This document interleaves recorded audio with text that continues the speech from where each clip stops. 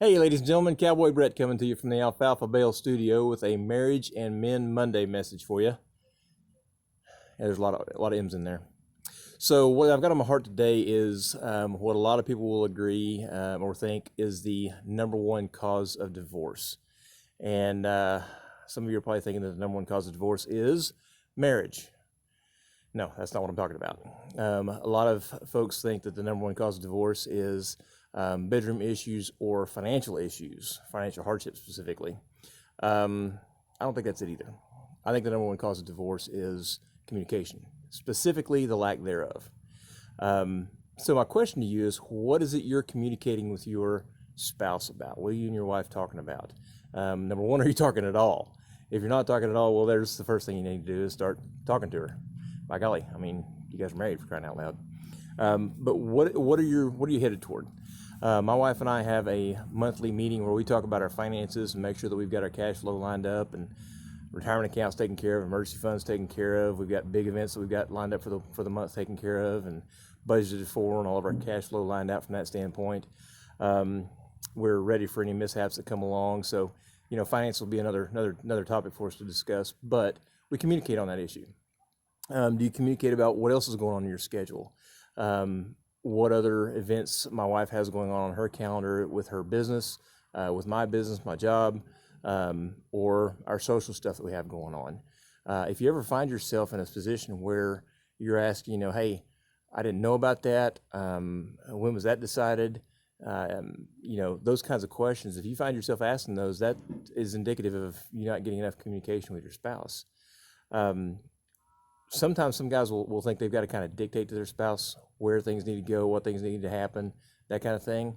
And sometimes you'll see some frustration and some strife in that marriage when they're kind of one-sided with dictating everything. So if you remember from one of our first videos that we had, the goal is to lock arms and to be able to have a long-term relationship. At least that's my goal anyway. And if you're going to have a long-term relationship, you want to make sure that it's a fruitful one and an easy one. And it's a lot easier when you're both on the same page. And the same page comes by communication. Make sure that you're talking to her. And it can be something as simple as, dinner tonight. Hey dear, do you want to make dinner tonight? Do you want me to make dinner tonight? Or do you want to go out to eat? And if she says, hey, let's go out to eat, I don't really feel like cooking. Well, don't ask her, where do you want to go? Because now she's got every restaurant in the whole wide world to go pick from on where she wants to go. Well, she's probably had just as big of a day as you have, so take that load off of her. Not the responsibility away from her, but take that load off of her and say, hey, how about we go to XYZ restaurant down here and go get a bite to eat? That's great. Or just go get in the car and just head up and take off and drive to where you want to go.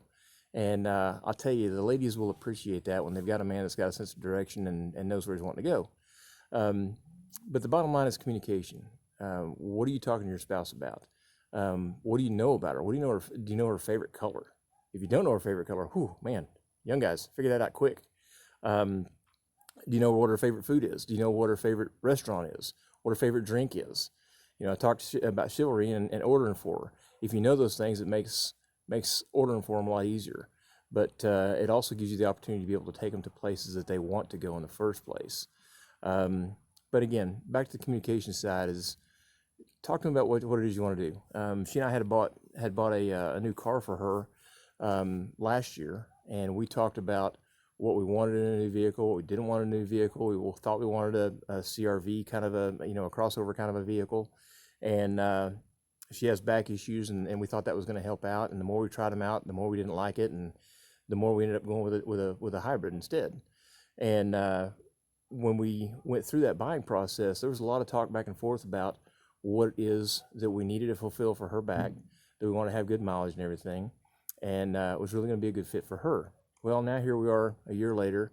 Our youngest son's fixing to graduate from high school this year, and we're going to be empty nesters. We're going to be looking for a new place in the next year or two, and we're starting to talk about our new dream home. And so there's a lot of communication of going into figuring out what we want to do in our dream house. How do we want it laid out? She wants lots of windows and lots of natural daylight, not lots of natural sunlight. And I agree with that 100%. There's other areas where she's like, hey, what if we do this over here? And I'm like, no, we're not doing that. That's not going to happen. Oh, okay.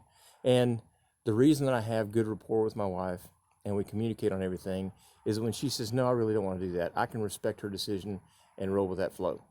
At the same time, if she has something that she wants to do or doesn't want to do, or she wants to do, and I tell her that, no, I really don't want to do that, we don't need to do it that way, then she can kind of adjust and go with it as well, because we have that rapport with one another. That all comes from communication. So if you find yourself in a spot where you're just not getting along the way you need to, try something simple, just finding out what makes her tick and just talking to her. That's the easiest thing to be able to do to help line out a marriage and make sure that things are flowing smoothly and easily, and just communicate. Man alive. And I still find myself, as good as I think I am about it, my wife will tell you firsthand that I'm not the best in the world, but I'm a lot better than I used to be, that's for sure. And as long as we're moving forward, making progress, then we're heading in the right direction, right? So I hope you guys got a little something out of this. If you did, hit the like button. If you didn't, hit the like button anyway. Share it with your friends, and be sure and subscribe to me. And we'll look forward to seeing you guys next week on another edition of Marriage and Men Mondays. In the meantime, this is Cowboy Brett signing out from the Alfalfa Bale Studio. Thanks for listening.